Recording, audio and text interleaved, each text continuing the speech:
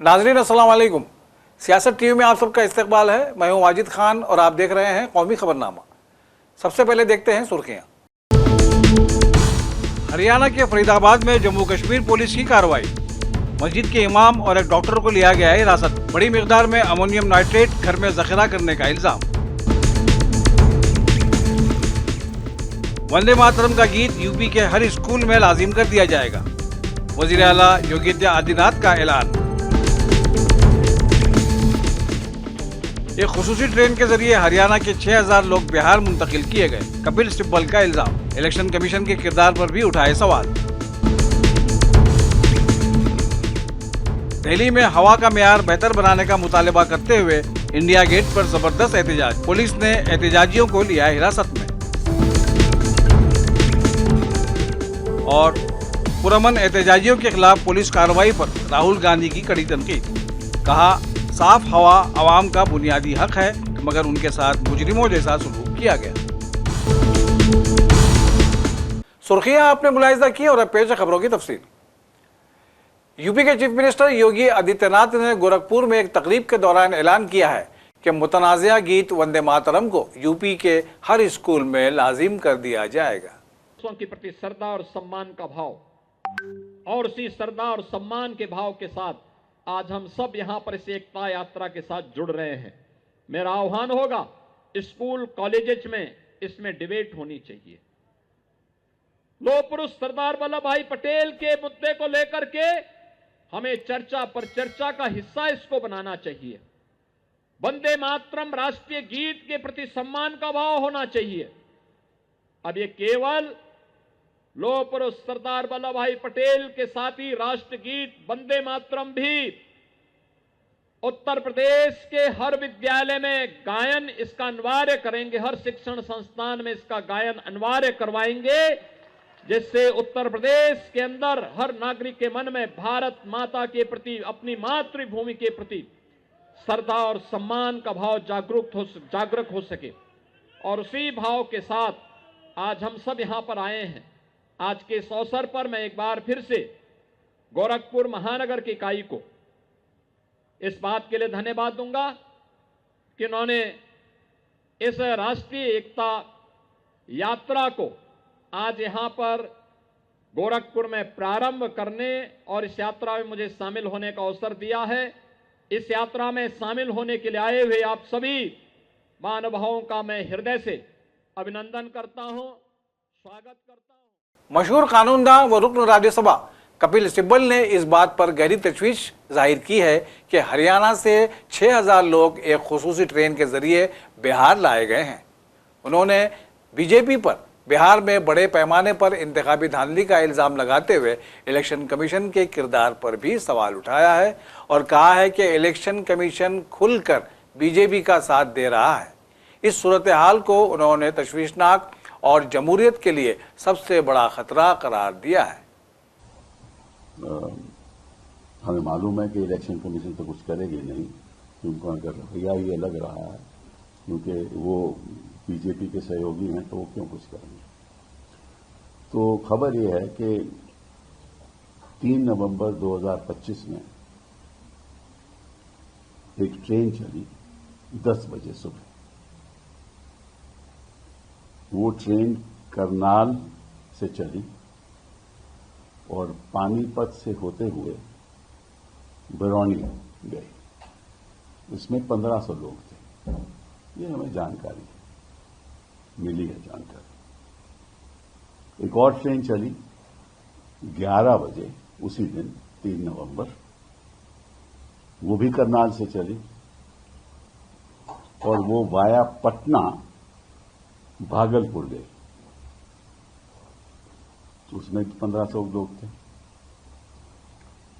ये भी हमें जानकारी मिली है।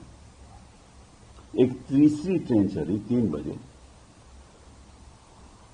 और एक चौथी ट्रेन चली वो भी 4 बजे और दोनों वो ट्रेन 3 और 4 की गुरुग्राम से चली और पटना होती हुई भागलपुर गई। तो इन 2 ट्रेन में लगभग 3000 लोग थे। तो अगर आपको गिनती इकट्ठी की गिनती करिए चारों ट्रेनों की, तो लगभग समझ लीजिए कि 6,000 लोग थे। तो 6,000 लोग, ये अब सवाल ये उठता है कि ये लोग चुनाव में, या तो ऐसा है कि भाई केवल हरियाणा में ही स्पेशल ट्रेन चलने की जरूरत है कि क्योंकि ये 6,000 लोग बिहार से हैं तो वहां जाकर निश्चित रूप से वोट करेंगे, या तो ये है या इनको भेजा गया है। दो ही बातें हो सकती है ना। उधर कांग्रेस के तर्जुमान पवन खेड़ा ने पटना में एक प्रेस कॉन्फ्रेंस के दौरान इल्जाम लगाया है कि बिहार में इलेक्शन कमीशन की मिलीभगत से बड़े पैमाने पर इंतखाबी धांधलियों की साजिश रची जा रही है। ताहम उनका कहना था कि बिहार के अवाम अब उन साजिशों को कामयाब होने नहीं देंगे।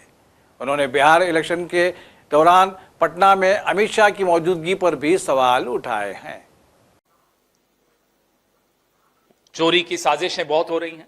बिहार में एक चोर घूम रहा है, बिहार उस चोर को खदेड़ने के लिए तैयार है। बिहार उस चोरी को बर्दाश्त नहीं करेगा। हम सुन रहे हैं, देख रहे हैं कि कूड़े में वीवीपैट की पर्चियां मिल रही हैं, स्ट्रांग रूम्स की बिजली बंद कर दी जा रही है। ये सब हम सब देख रहे हैं, बिहार भी देख रहा है। लेकिन इतनी भारी संख्या में बिहार के लोग निकल कर आ रहे हैं कि इन तमाम साजिशों को नाकामयाब करेंगे, इसमें किसी को कोई शक नहीं होना चाहिए। दिन भर जानकारियां आ रही थी, अफसर भी जानकारियां दे रहे हैं। कम से कम एक उप मुख्यमंत्री ने अपना सामान पैक करना शुरू कर दिया। उसको मालूम है कि अब घर खाली करना है। और कई मंत्रियों ने इसी तरह से सामान भी पैक करना शुरू कर दिया, फाइलें भी फाड़नी शुरू कर दी। श्रेडर होता है ना, जिसमें कागज डालो तो छोटे छोटे टुकड़े हो जाते हैं। श्रेडर में आज सुबह से काफी कागज डाले जा रहे हैं। हैरान मत होइएगा अगर किसी सरकारी दफ्तर में आग लग जाए फाइलें जलाने के लिए, भ्रष्टाचार के सबूत मिटाने के लिए, तो हैरान मत होइएगा, वो भी हो सकता है। लेकिन आप सब सजग हैं, यहां का मीडिया सजग है, विपक्ष पूरी तरह से सजग है, बिहार का एक एक वोटर सजग है। हम ये देख रहे हैं कि पहले चरण में बिहार ने बदलाव की तरफ एक पहला निर्णायक कदम बढ़ाया और 11 तारीख को बिहार दूसरा निर्णायक कदम बढ़ा रहा है। बिहार बदलाव की ओर तेज गति। बिहार असेंबली इंतखाबात के दूसरे मरहले की वोटिंग कल यानी 11 नवंबर को होने वाली है। इससे ऐन कबल आरजेडी लीडर और महागठबंधन के मुश्तरका वजीर आला उम्मीदवार तेजस्वी यादव ने इलेक्शन कमीशन और बीजेपी को हदफ तनकीद बनाया है। उन्होंने एक प्रेस कॉन्फ्रेंस में कहा कि मैंने सबसे ज़्यादा 141 इंतखाबी जलसे किए हैं, कोई ऐसा ज़िला ब्लॉक नहीं बचा जहां हम नहीं गए। अब 20 साल पुरानी हुकूमत बदलना है। 20 साल हुकूमत करने के बाद भी एनडीए हुकूमत ने बिहार को सबसे पीछे किया।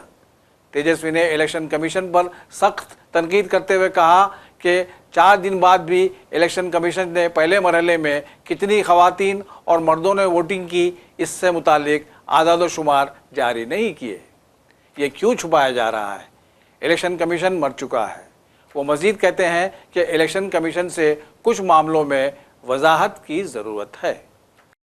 रांची में एक प्रेस कॉन्फ्रेंस के दौरान समाजवादी कायद अखिलेश यादव ने कहा है कि मुल्क में जात पात की बुनियाद मरदूमशुमारी पर होना चाहिए ताकि लोगों को इस बात का इल्म हो सके कि कौन सी जात के लोग कितनी तादाद में आबाद हैं। कराएंगे तो ये एक अच्छी बात हो गई है कि पूरे देश में ये बहस छिड़ गई है और सबने स्वीकार कर लिया है कि जाति जनगणना होनी चाहिए और जाति के हिसाब से अधिकार और हक मिलना चाहिए। जो बाबा साहब भीमराव अम्बेडकर जी का संविधान है, जिसमें सामाजिक आर्थिक रूप से जो गैर बराबरी है उसको दूर कैसे किया जाए, उस दिशा में जो आरक्षण है उस पर काम हो। और उसमें कई दल तो ये भी मांग रहे हैं कि दक्षिण भारत में जिस तरह सीमा टूट गई है आरक्षण की, वो सीमा तोड़ी जाए यहाँ पर। क्योंकि हमारे जो साथ हैं यादव महासभा में तो हैं ही हैं, लेकिन ये हमारे पारिवारिक इनसे रिश्ते भी हैं। और हैं एक विधायक भी है राम कुमार, ये क्या बोलते हैं, राम कुमार यादव, बीपीएल विधायक बोलते हैं। ये भी कांग्रेस के हैं, ये भी कांग्रेस के हैं और मैं समाजवादी पार्टी का हूँ। सवाल ये था सर कि आपकी पार्टी विस्तार तो को लेकर, हाँ, अरे उसी पे आ रहा हूँ, तुम जल्दी क्यों भाग रहे हो? तो मैंने ये कहा कि ये देश में सभी दल जो रीजनल पार्टी का नैरेटिव था उसको फॉलो कर रहे हैं। और छत्तीसगढ़ में या उड़ीसा में, जहां मैं कार्यक्रम में आया था उड़ीसा में, उड़ीसा के लोगों का भी ये मानना है कि वहां पर बड़ी संख्या में समाज के लोग हैं। आज छत्तीसगढ़ में आपने बताया, मुझे तो पता ही नहीं था। मैं ऐसे पत्रकार साथी का बहुत धन्यवाद देता हूं। आप अगर नाम बता दे तो नाम लेकर के मैं धन्यवाद दे दूं। क्या नाम है? सौरभ सिंह परिहार। मैं सौरभ सिंह परिहार जी का विशेष धन्यवाद दूंगा कि जिन्होंने मुझे कहा कि छत्तीसगढ़ में यादव समाज को जोड़ना चाहिए। मैं यादव समाज को जोड़ने के साथ साथ पीडीएस समाज जो हमारा है, जो बहुत पिछड़ा है, अपमानित है, और हमारा और उनका एक ही दुख है। हम एक ही पीड़ा से बंधे हुए लोग हैं। हम एक ही पीड़ा से बंधे हुए लोग हैं। अब सोचिए, उदाहरण के लिए बीजेपी ने, जम्मू कश्मीर पुलिस ने हरियाणा पुलिस की मदद से फरीदाबाद में एक मस्जिद के इमाम साहब और एक डॉक्टर को हिरासत में ले लिया है। डॉक्टर का नाम मुजम्मिल बताया जा रहा है। पुलिस के मुताबिक उनके घर से 360 किलो अमोनियम नाइट्रेट, एक राइफल और एक पिस्तौल बरामद किया गया है। इमाम साहब की अहलिया का कहना है कि इमाम साहब तकरीबन 20 साल से फरीदाबाद की इस मस्जिद में नमाज पढ़ाते हैं और जिस डॉक्टर को हिरासत में लिया गया है वो इसी मस्जिद में बाकायदगी से नमाज अदा करता है। इमाम साहब की अहलिया ने बताया कि वह मेवात से हैं और यहाँ 20 साल पर मुकीम हैं, जबकि कश्मीर का नौजवान डॉक्टर मुजम्मिल हाल ही में फरीदाबाद मुंतकिल हुआ है। इस वाक़े के बाद इलाके में खौफ का माहौल है। आप कब से रह रहे हैं यहाँ पे इमाम साहब के साथ? 30 साल हो गए। 30 साल से कहाँ के रहने वाले हैं आप? ऐसे मेवात। मेवात के। हाँ। तो यहाँ मस्जिद में खाली नमाज पढ़ाते थे? हाँ, निवाज पढ़ा और बच्चों को पढ़ाते थे?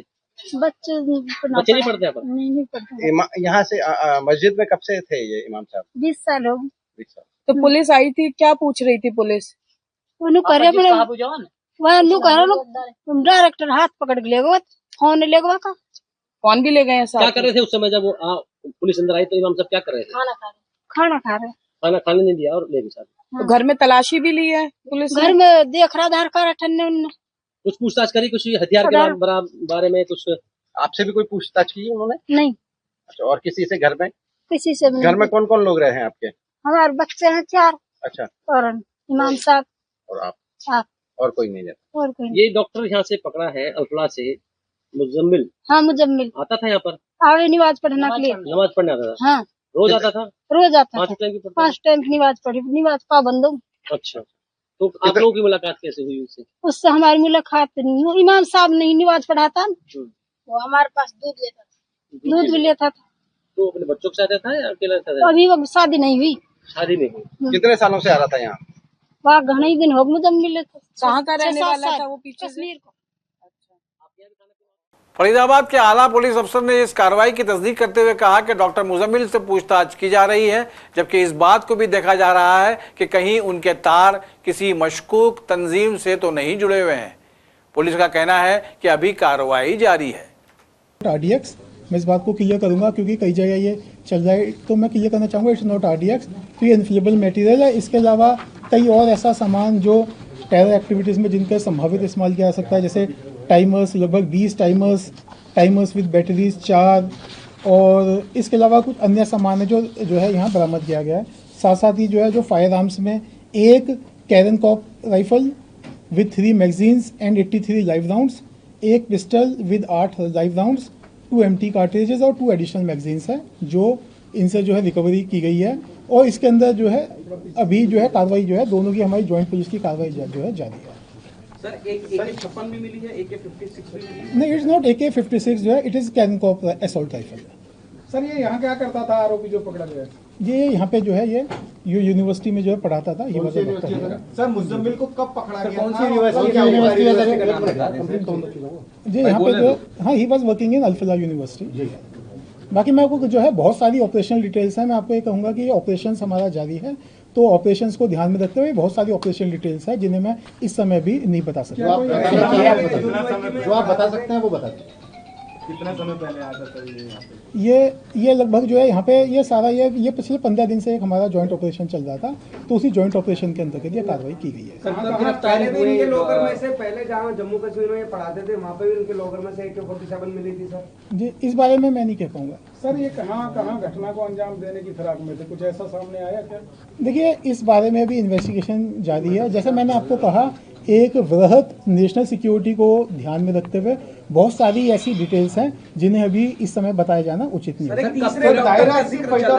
हरियाणा में कुछ और जगहों पे भी है? देखिए जी, अभी तक की जो इन्वेस्टिगेशन है उसके हिसाब से अभी यहाँ पे ही है, फरीदाबाद में। इसके अलावा अदर जो है एरियाज में भी है, जैसे एक एक्यूजर्स के अंदर सहारनपुर से भी इसके अंदर गिरफ्तारी हुई है। तो एक ये जो है, हाँ, ये एक बड़ा मॉड्यूल है इसमें। और डॉक्टर का जिक्र किया जा रहा है, ये डॉक्टर भी क्या इसका मुजम्मिल का साथी है, यहीं पर रहता है या कोई और डॉक्टर? नहीं, जो ये डॉक्टर है ये Muzammil is a doctor, he is a doctor. तीसरे एक और डॉक्टर की बातचीत जो अभी फरार है। हाँ, उसके बारे में भी जांच जारी है।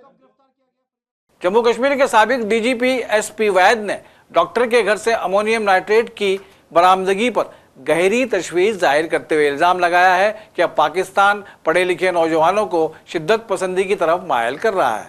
उनका कहना था कि फरीदाबाद में एक डॉक्टर की गिरफ्तारी के जरिए पुलिस ने एक बहुत बड़े और खतरनाक मंसूबे को टाल दिया है। डॉक्टर मुजम्मिल को पकड़ा है और उससे पहले डॉक्टर आदिल, जो अनंतनाग गाजीकुंड के रहने वाला है, उसकी अरेस्ट हुई। तो मैं समझता हूँ बहुत बड़ी ट्रेजेडी अवर्ट हुई है। बहुत बड़ा टेरर प्लॉट जिन्होंने बनाया हुआ था कोई बड़ा एक्शन करने के लिए समवेयर इन द हिंटरलैंड, तो वो अवर्ट हुआ है। और जिन लोगों ने ये मेहनत की है, चाहे वो फरीदाबाद पुलिस के लोग हैं, JNK पुलिस के हैं, UP पुलिस है, सब ने मिलकर इस ट्रेजेडी को अवर्ट किया। ये देखिए, इसमें नई चीज ये है कि पढ़े लिखे डॉक्टर्स का इस्तेमाल किया गया है। It's not some uneducated person.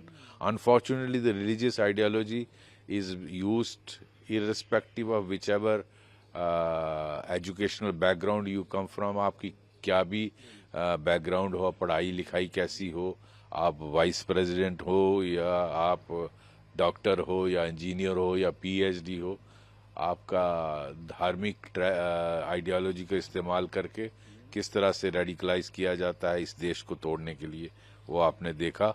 मैं समझता हूँ 2014 के बाद भारत में कोई बड़ी वारदात ये करने में कामयाब नहीं हुए हैं। ये उसी की तरफ पाकिस्तान की जो जैश-ए-मोहम्मद है, पाकिस्तान की जो डीप स्टेट है, उनकी कोशिश है। लेकिन हमारी स्टेट पुलिस और सेंट्रल फोर्सेस और इंटेलिजेंस एजेंसीज इनको कामयाब नहीं होने देंगे। ये हम दृढ़ संकल्प हमारा सबका है। जी, दिल्ली के कई हिस्सों में हवा का म्यार 400 से तजावुज कर जाने के बाद शहर को रेड जोन में रखा गया है। इस मामले पर दिल्ली में लोग बरहम हैं। इसी सिलसिले में समाजी कारकुनों, माहिरीन माहौलियात और हिज़्ब इख्तिलाफ के रहनुमाओं ने इंडिया गेट की तरफ मार्च किया और हुकूमत से आलूदगी के खिलाफ सख्त कार्रवाई करने का मुतालबा किया। ताहम पुलिस ने सुप्रीम कोर्ट के हुक्म का हवाला देते हुए ऐलान किया कि इंडिया गेट एहतजाज के लिए मखसूस जगह नहीं है और जंतर मंतर नामजद मुकाम है। इसके बावजूद एहतजाज जारी रहा और तकरीबन 30 मिनट बाद पुलिस ने मुतअद्दिद अफराद को हिरासत में ले लिया। इस दरमियान इंडिया गेट पर अफरा तफरी का माहौल देखा गया।